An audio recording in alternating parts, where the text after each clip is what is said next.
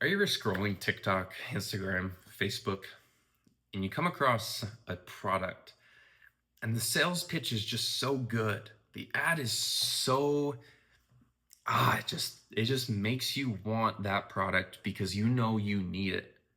You've been told, you hear the words that make you believe that whatever this product is, it's going to be amazing. And you buy it and it shows up and it's a letdown.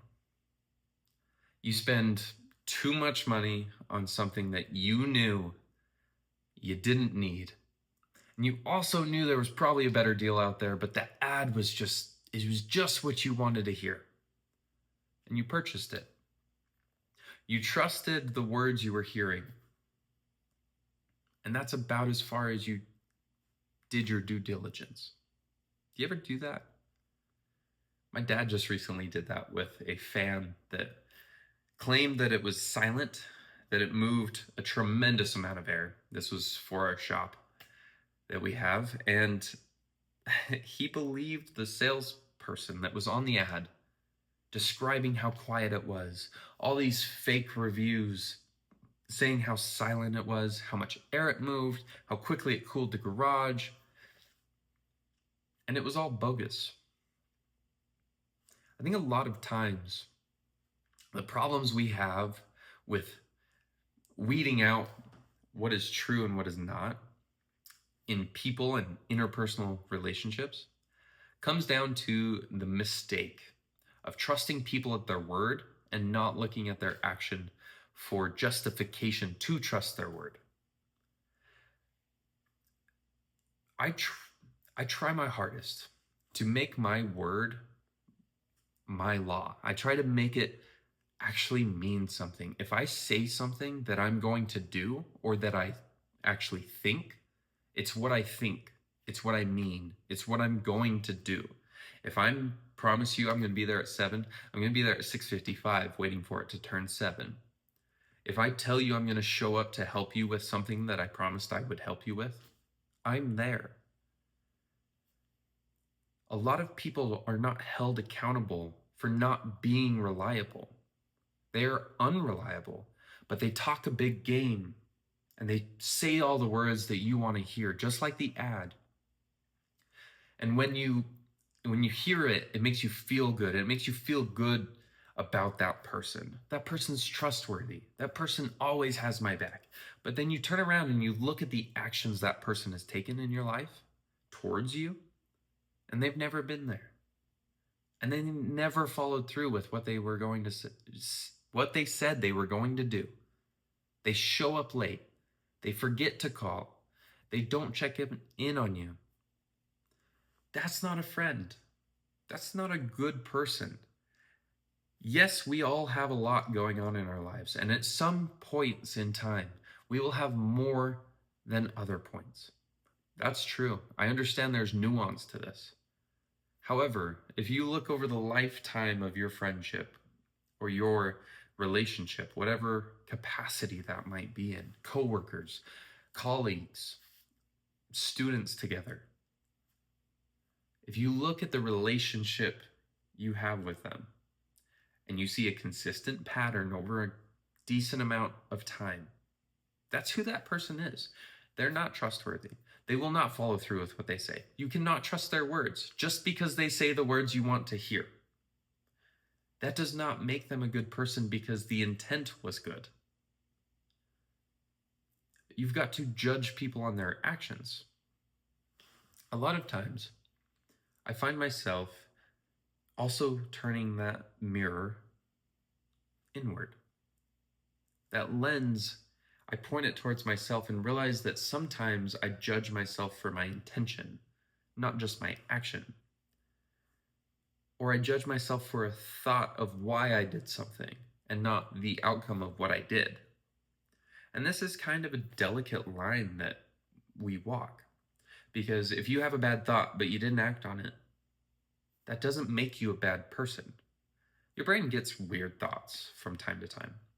It just does. We're not quite sure what the next thought will be. We're not quite sure what the next thought will flow down the stream of consciousness and snag our attention. And some of those aren't really us. They're not the person we choose to be. But if we judge ourselves for that intention, we would be a bad person because we have bad thoughts, even though we didn't act on it. The same goes for good intentions. If you had all the good intentions to help a friend out, reach out to someone that you know could use a smile and use a checkup.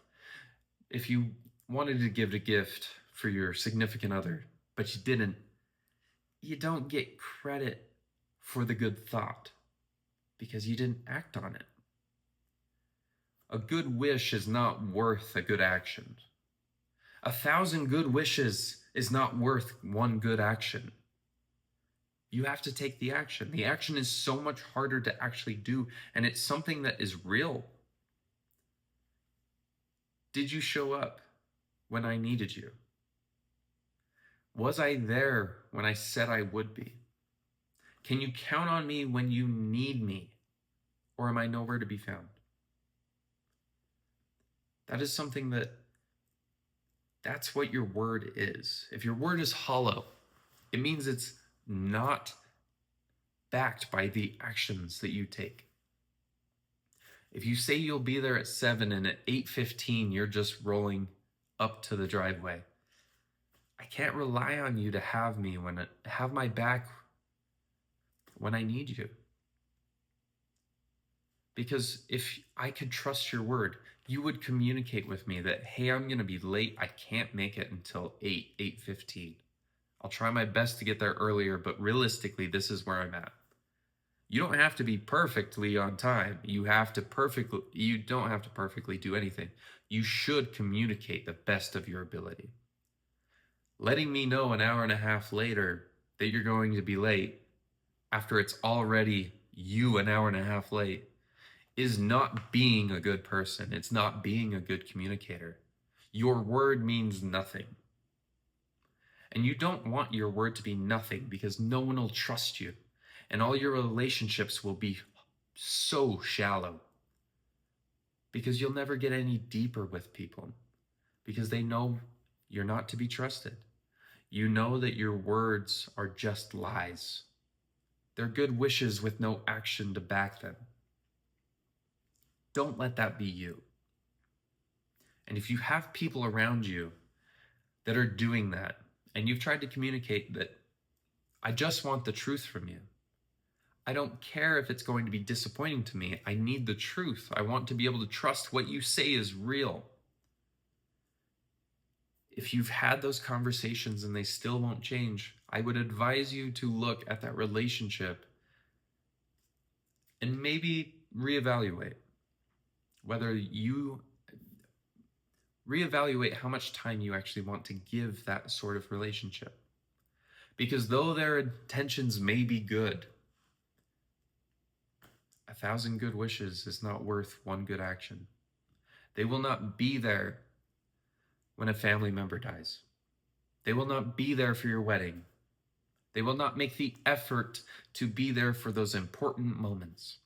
They will be there when it's convenient for them. And that'll hurt you.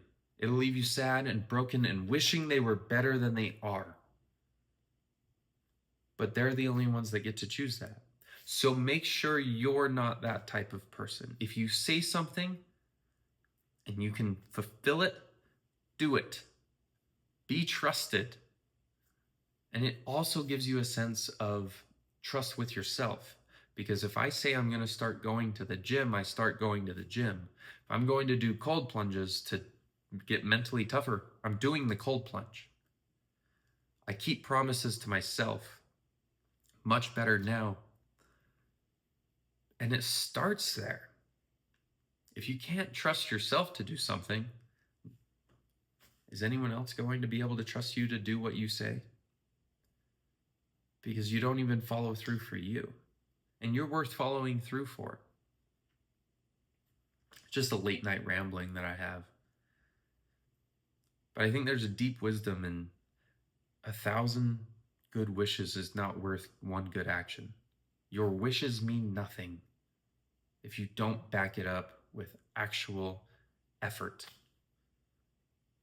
No matter how much you wish something to happen, or you wish you could have, or you wish you could show up, but you just can't.